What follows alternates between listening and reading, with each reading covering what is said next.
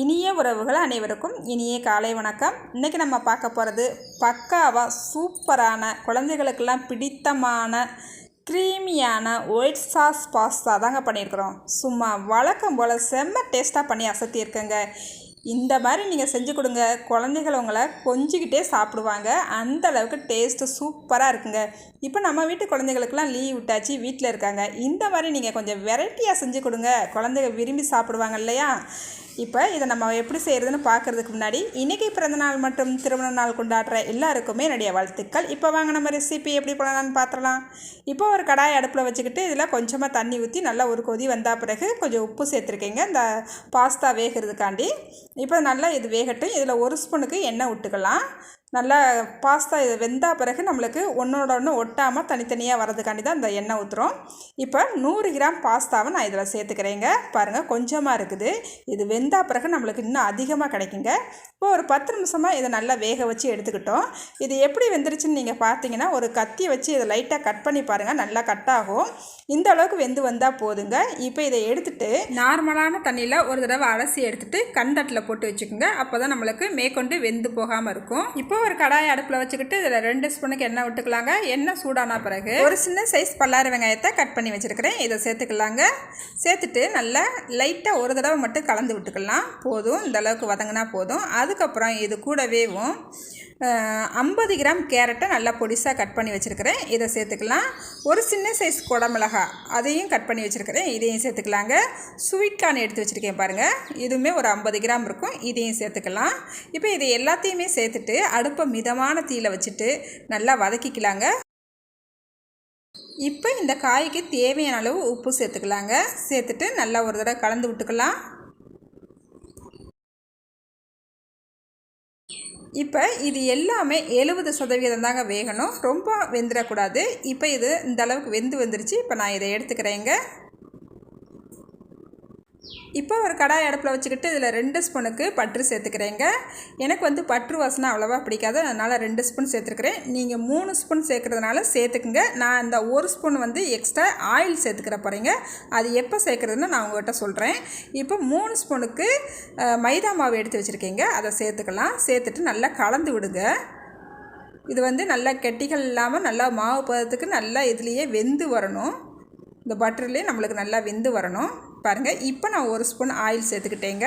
அந்த ஆயில் சேர்க்கும் போது நம்மளுக்கு இந்த மாதிரி லிக்விடு போல் நல்லா நம்மளுக்கு வெந்து வரும். அந்த மைதா மாவு அதில் பச்சை வாசனையெல்லாம் போய் நம்மளுக்கு நல்லா வெந்து வந்துடும். இப்போ இதில் 1 கப்புக்கு பால் சேர்த்துக்கிறேங்க. இந்த பால் நல்லா காய்ச்சின பால் தாங்க. இப்போ நல்லா கலந்து விட்டுக்கலாம்.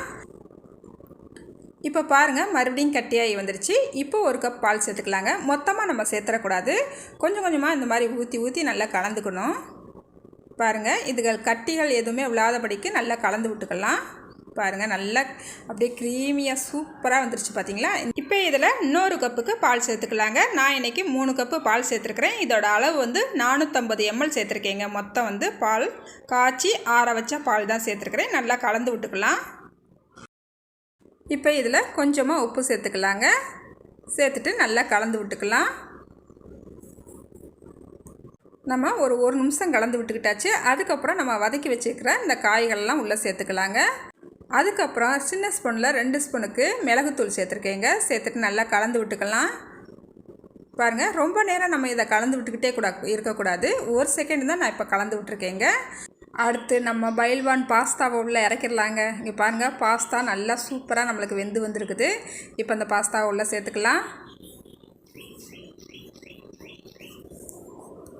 சேர்த்தா பிறகு நல்லா கலந்து விட்டுக்கலாங்க. நல்ல க்ரீமியாக இங்கே பாருங்கள் எவ்வளோ சூப்பராக இருக்குதுன்னு பாருங்கள், கலர்ஃபுல்லாக இருக்குங்க. அப்படியே பசங்களுக்கெலாம் இது அப்படியே சமைக்கும் போதேவும் அவங்களுக்கு இருக்க முடியாது சாப்பிடாம. அப்படியே அடுப்படியவே சுற்றி வருவாங்கங்க. என்னோடய பொண்ணு அப்படி தான். நான் இதை பண்ணிக்கிட்டே இருக்கும் போது அவள் சுற்றி வந்துக்கிட்டே இருந்தா, எப்போ ரெடி ஆகுன்ட்டு இருந்தா. இப்போ இது கூடவே 1.5 ஸ்பூனுக்கு சில்லி ஃப்ளேக்ஸ் சேர்த்துக்கலாங்க. நீங்கள் காரம் எப்படி சாப்பிடுவீங்களோ அதுக்கு தக்கன இன்னும் கொஞ்சம் கூட சேர்க்குறதுனால சேர்த்துக்குங்க. இப்போ நல்லா கலந்து விட்டுக்கலாங்க. பாருங்கள், நல்லா கலந்து விட்டுக்குங்க. நல்லா கமகமன்னு வாசனையாக இருக்குது, டேஸ்ட்டுமே சூப்பராக இருக்குங்க. இங்கே பாருங்கள், நான் கலந்து விட்டுக்கிட்டே இருக்கேன். நடுவில் 1 ஸ்பூன் வருது பாருங்கள், அவளால் இருக்க முடியல இதை சாப்பிடாம. இப்போ நம்மளுக்கு ரெடி ஆயிடுச்சுங்க. இப்போ அடுப்பு ஆஃப் பண்ணிடலாம். இந்த மாதிரி பக்குவத்தில் கரெக்டாக அடுப்பு ஆஃப் பண்ணிடணுங்க, இல்லைன்னா நம்மளுக்கு கெட்டியாக ஆரம்பிச்சிடும். இப்போ இந்த பாஸ்தாவை நம்ம ஒரு பிளேட்டுக்கு மாற்றிக்கலாங்க. இங்கே பாருங்கள், அப்படியே பிளேட்டுக்கு மாற்றும் போதேவும் எவ்வளோ சூப்பராக இருக்குன்னு பாருங்கள்.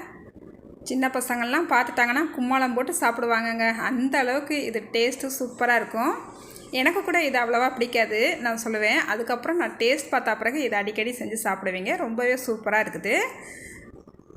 நீங்களுமே இது போல் செஞ்சு சாப்பிட்டு பாருங்கள். நீங்கள் சாப்பிட்டா தான் அதோடய டேஸ்ட் உங்களுக்கு தெரியும். இப்போ நம்மளுக்கு க்ரீமியான ஒயிட் சாஸ் பாஸ்தா சூப்பராக ரெடி ஆயிடுச்சுங்க. அப்படியே பார்க்கும்போதே சாப்பிடணும் போல் இருக்குது பாருங்கள். இதே மாதிரி இதே அளவுகளோட நீங்களுமே இந்த பாஸ்தா செஞ்சு சாப்பிடுங்க. சாப்பிட்டுட்டு எப்படி வந்துச்சுன்னு மறக்காமல் கமெண்ட்டில் சொல்லுங்கள். இந்த வீடியோ உங்களுக்கு பிடிச்சிருந்தா லைக் பண்ணுங்கள், ஷேர் பண்ணுங்கள். புதுசாக பார்க்குறவங்களா இருந்தால் என்னோடய சேனலை மறக்காமல் சப்ஸ்கிரைப் பண்ணிக்கோங்க. பாய். அடுத்த ஒரு ரெசிபியில் பார்க்கலாங்க.